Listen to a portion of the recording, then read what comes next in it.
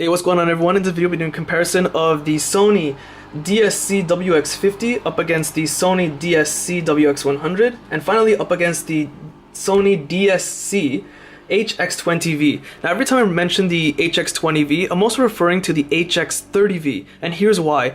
They're the exact same cameras, everything's identical except for one key feature. The HX30V has Wi-Fi capability, so basically can transfer files wirelessly. The HX30 can do that, while the HX20 cannot. So every time I mention the HX20, I'm also referring to the HX30, so just keep that in mind, okay? Now, I can't go into every single detail about all three cameras because it'll make this video about an hour long. There are just too many functions to go through. You can find separate links to individual video reviews in the description below in case you want more details. I recommend you really check them out. And if you want sample pictures and videos recorded and taken with each camera in daylight, low light, and at nighttime, and as well as downloadable files, video files recorded with each camera so you can play it back on your TV and see them all in their original glory, unedited. I'll put a link to those three videos in the description as well. So you can, in the sample videos, you can find a link to download original files recorded with these cameras, okay? So let's start with the comparison.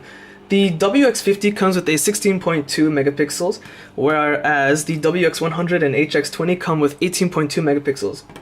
The WX50 comes with a Carl Zeiss lens. I'm not sure if I'm saying that right, but oh well. Whereas the WX100 and HX20 comes with a Sony Lens G, as you can see right there. Okay, now here's a very big difference between the three cameras. The HX20 supports 5x optical zoom in pictures and video recording. Now, if you want to go beyond that, in pictures only, you can go to 10x digital zoom. The WX100 supports 10x optical zoom for picture and video, and for pictures only, it can reach a maximum of 20x digital zoom.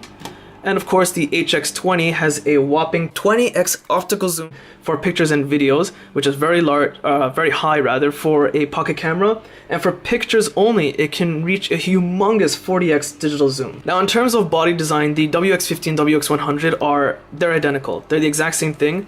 Over on the top, you have two stereo microphones when you're recording a video, power for on and off, zoom in and out for video and camera, shutter buttons for taking pictures.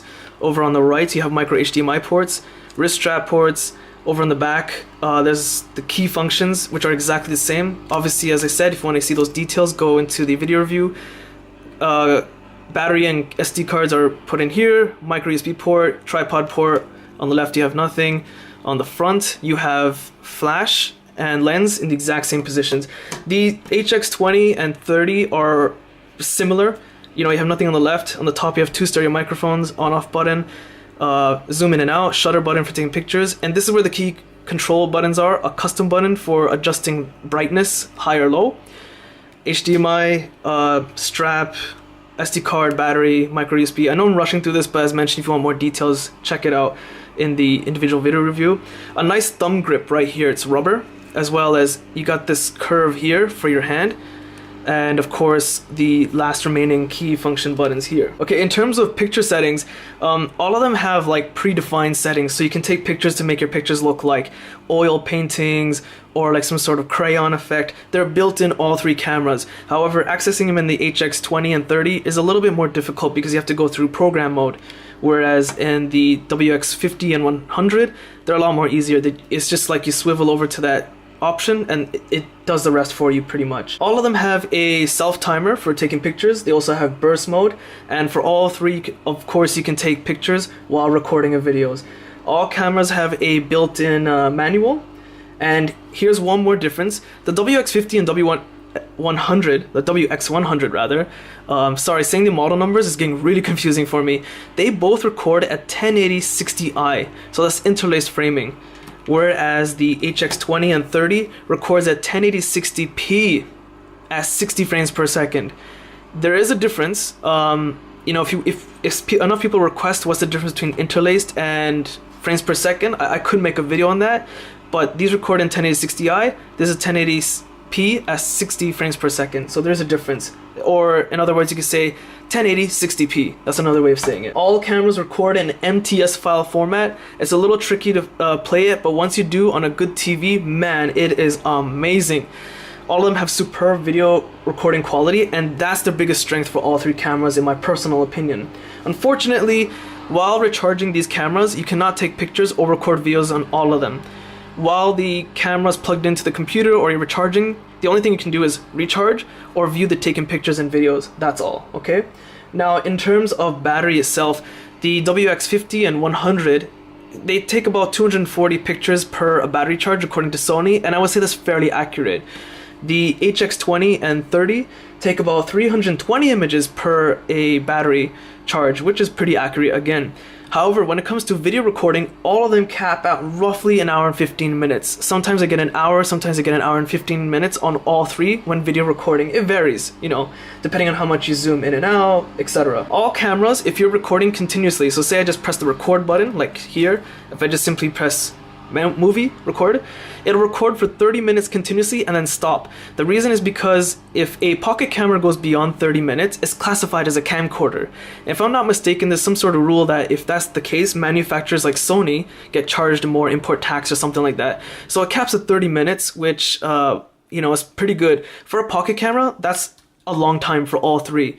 All three record at 30 minutes maximum per segment. If it stops, just press the record button again and you're good to go. Cameras like the Canon ELPH110, which is really popular, they cap at like 10 minutes. So for pocket camera, 30 minutes is a very long time. In fact, their camera quality on all three is better than most camcorders anyway. So definitely get them for their video recording. That's my personal opinion. I think they're fantastic. Unfortunately, this should be an obvious statement because they are pocket cameras, all three. You cannot use the flash while recording on video on all three, but that should be a given. Now, I'm going to give you my personal breakdown. Everything I say is my personal opinion. You might have a difference. If so, then, you know, mention in the comments below if you want. So in my personal opinion, I'm going to break down every element of the cameras down. Again, if I went to specifics, I'll make this video like 45 minutes to an hour long, but let's get into very quick breakdowns.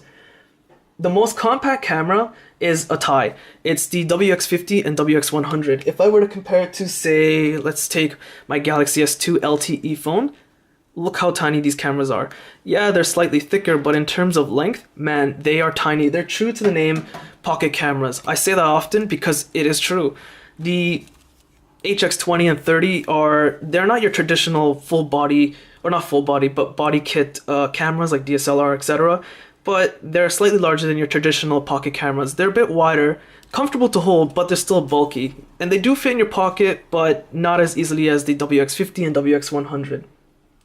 In terms of best picture quality, it depends. If you're taking it on, well, let me just say that the best picture quality is on the HX20 and 30. That's pretty much a given. Superior auto mode, it's better on the HX20 by just a little bit. These two don't fall far behind. They're very close. This one's slightly better, but what makes it better is that if you're really good at using programming mode, like setting the aperture, shutter speed, stuff like that, then obviously picture quality will be better on the HX20 and 30. That's just a given. If you know how to use cameras well, this will always take better pictures no matter what. In terms of video recording, okay, in terms of the quality of the video playing back, it depends because interlaced videos rather don't play back well on YouTube. In fact, the video you're watching now is an interlaced film, so you might see some jaggedy lines here and there. It's really hard to de-interlace videos. If you have a good media player hooked up to your TV, these will look fantastic. But the fact is, 1080p, it just plays back a lot better and easier. So the HX20 wins in video recording. But in terms of general like quality, if you were to play them all three properly against each other, it's fairly difficult to tell the difference. The HX20 is slightly better, and the 60 frames per second playback is unbelievably smooth. It's like the smoothest camcorder I've ever seen in my life. In terms of zoom, this is pretty much a given. The HX20 wins by a long shot because it has 20x optical zoom. It just destroys the competition. The runner-up is obviously the WX100 because it has half the amount, 10x optical zoom. Third place is the WX50 because it has 5x optical zoom, which is tiny compared to this. Okay, in terms of most functionality like customization and this and that, the HX20 and HX30 win by far. I mentioned that you can set the aperture, shutter speed, stuff like that. This one wins by a long shot. The WX50 and WX100 is pretty much a tie. They have almost the exact same features. Actually, I have noticed that they have the exact same features and customizations and preset themes.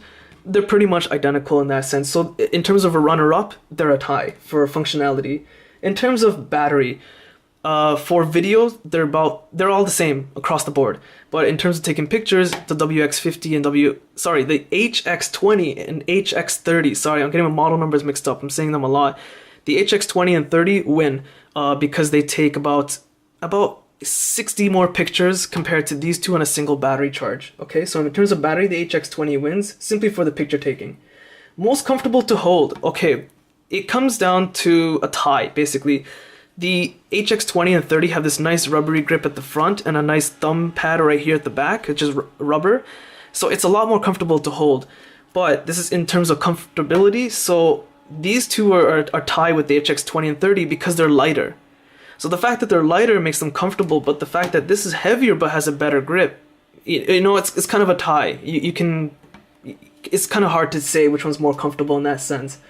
In terms of price point, basically your best bang for buck is going to be the WX100.